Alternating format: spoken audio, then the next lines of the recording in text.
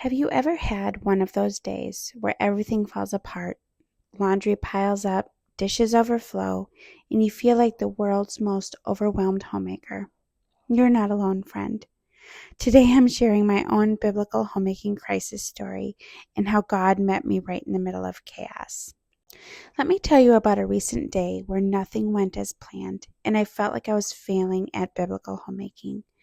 My husband was on his weekly overnight as a truck driver, and the morning started out usual. The baby huffing and crying for me. Usually my older children get the baby up and get him fed and content until I get up. God has blessed me with such amazing children. But since the baby has been teething as of lately, he's a bit more cranky than usual. In the morning, with a full night's rest, I am revived to handle it and love spending morning cuddles with my baby. The morning is chaotic as everyone gets themselves breakfast and gets going with their chores. I wondered often to myself that morning how my homeschooling year was going to go with such chaos. Oh yes, I need to get my letter of intent sent off. Oh, you have until October, I thought.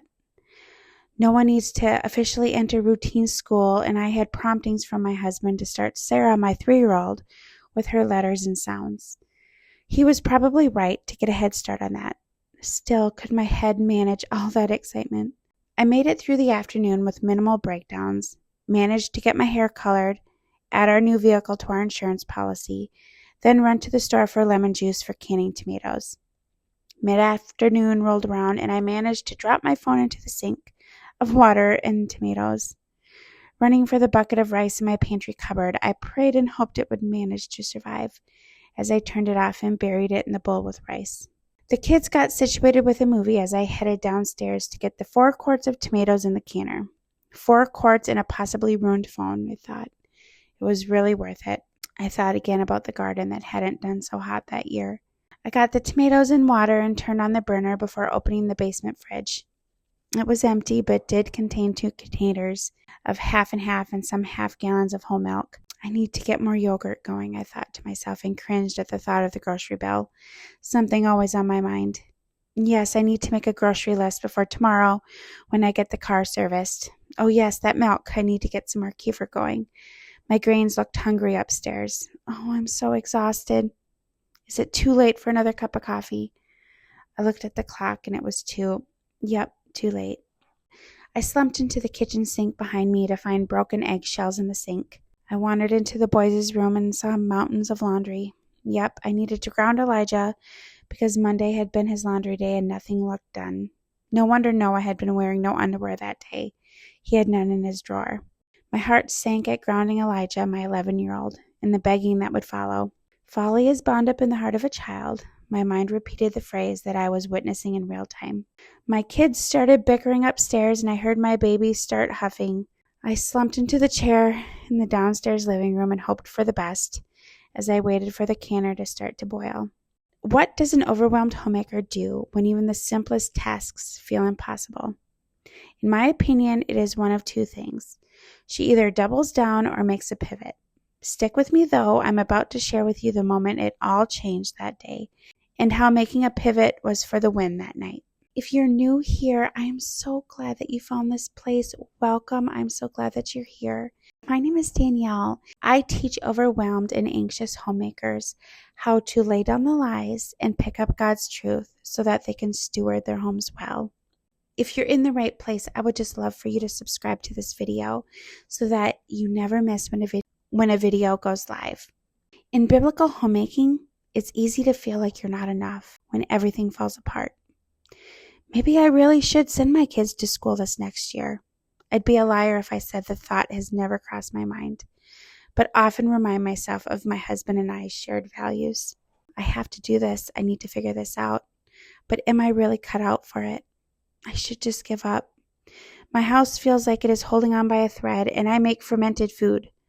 My goodness, Danielle, you should give that up. It's just dumb anyway, although I really don't believe that. Forget gardening. It hasn't been doing well for the last 3 years. The deer get all the green beans anyway. I should stop fighting the kids with their games. Maybe I should take a play from culture and just let them play however much they want. I finished the canning that night and overwhelmingly made my way back upstairs to heat leftovers up from the fridge and fry a dozen eggs to go with it for supper. Later that night, I found myself slumped on the kitchen counter, crying after I left my daughter's room after tucking them in, wondering if I was doing any of this right. Was I the only overwhelmed homemaker who just couldn't keep it together? I felt like I was ruining my kids, like my words fell short or on deaf ears. I felt so alone. Have you ever felt like you're failing at biblical homemaking because everything falls apart at once? If it's not all at once, is it one thing after another all day long? Maybe it really and truly isn't as bad as you feel it is, but with all the little mouths wanting to eat, the teething, all the opinions, all the voices, the small kitchen, the mishaps, your own emotions seem to get the better of you at times. You create systems to the best of your ability. You teach biblical truth to your children. And honestly, sometimes you feel like your husband's secretary instead of his wife. Mama, wife, homemaker, have you ever felt any of the above emotions? Comment me too if you know exactly what I'm talking about. Here's what changed everything for me that evening. As soon as we finished supper, I stopped trying to do it all in my own strength and started praying right in the middle of my mess. God, please help me, I said aloud. In my heart, I felt like I couldn't do it anymore, like Elijah in 1 Kings 19:4-6.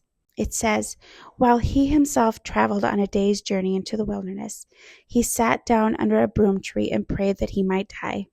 I have had enough, Lord, he said. Take my life, for I am no better than my father's. Then he lay down under the broom tree and fell asleep. Suddenly an angel touched him and said, get up and eat. And he looked around, and there by his head was a cake of bread, baked over hot coals, and a jar of water. So he ate and drank and lay down again. In the midst of my crazy kitchen that evening, I had given up. Granted, I didn't want to die, but I felt similar to Elijah in that I had had it. Jesus ministered to Elijah, and I felt like he was meeting me in that moment as well. Mom, are we still going to the library tonight? My little boy interrupted my thoughts. The library, another thing to do, but I felt the nudge inside my heart. Maybe it was God. Go to the library, just leave the dishes, the mess, the baths can wait. Maybe it's just what everyone needs, a little break and a change of scenery. So that's what we did. And for the next hour, my heart was rejuvenated. What does biblical homemaking look like when you're overwhelmed? I have come to find that more times than not in my home, it looks like surrender. It is a heart posture to God that says, take the wheel. I can't do this anymore. You lead and I will follow. As an overwhelmed homemaker, I realized biblical homemaking isn't about perfection. It's about letting God lead when everything falls apart. That evening, it was God's gentle leading through my 5-year-old, reminding me about a commitment I had made earlier that week that we would come back to the library. Did it fix everything? Not necessarily. There was another fallout of sorts when we got back home. Things got hairy and included the girls splashing each other as they bickered in the bathroom, toilet paper flying into the tub, and more crying. But for that hour, God gave me rest. I read to my kids. I sat on the floor and played blocks. I did a word search with my little boy. I hugged and kissed on my kids. I realized as I sat, an oversized mother on a child's chair, that God had saved the day. Granted, I would need more saving, hence the crying me later that night, but he pulled through. He always pulled through. Like for Elijah when he said, get up and eat. He met my need. Naturally, I wanted to pull back, but God's solution was again to lean in. Is there anything I can do to help? My oldest whispered over my shoulder an hour later after we got back from the library, as I was doing my daughter's dishes so she could take her bath. Mom, how about a cup of coffee? From my little Noah, not understanding that it was way too late for a cup of coffee. Even a soft kiss to the forehead from my oldest son, who was 11, and a quiet Jesus help Mom's headache. Overwhelmed homemaker and mama listening to this now, God doesn't always take away the stress, the turmoil, the trouble, but he is there. You can see him if you look. Could I have found rest by not going to the library that night? Sure. I could have gotten the kids to get their chores done and everyone off to bed early so I could sit with my feet up and watch some TV, maybe catch up on some laundry. Maybe I could have worked on my shopping list for the next day. But God had something else in plan for my heart. He was going to bring the best out of me for that hour. He wanted me to slow down, remind me that it really was worth it. Let me walk you through a quick recap. 3 things you can do when everything falls apart. Number 1, pause and pray. I literally stop and pray, even if it is just for a moment. God hears you even in the quick prayers. Number 2, simplify. Look for an opportunity to make your pivot, even if it is to break out in song, get on the floor to chase your baby, or load the car in 5 minutes flat to the library for a reading hour. Number 3, speak truth. I remind myself of God's promise to my weary homemaking heart that He will never leave me nor forsake me. He is right there with me. If you're an overwhelmed homemaker and feel like everything falls apart, you're not alone. Biblical homemaking is about grace, not perfection.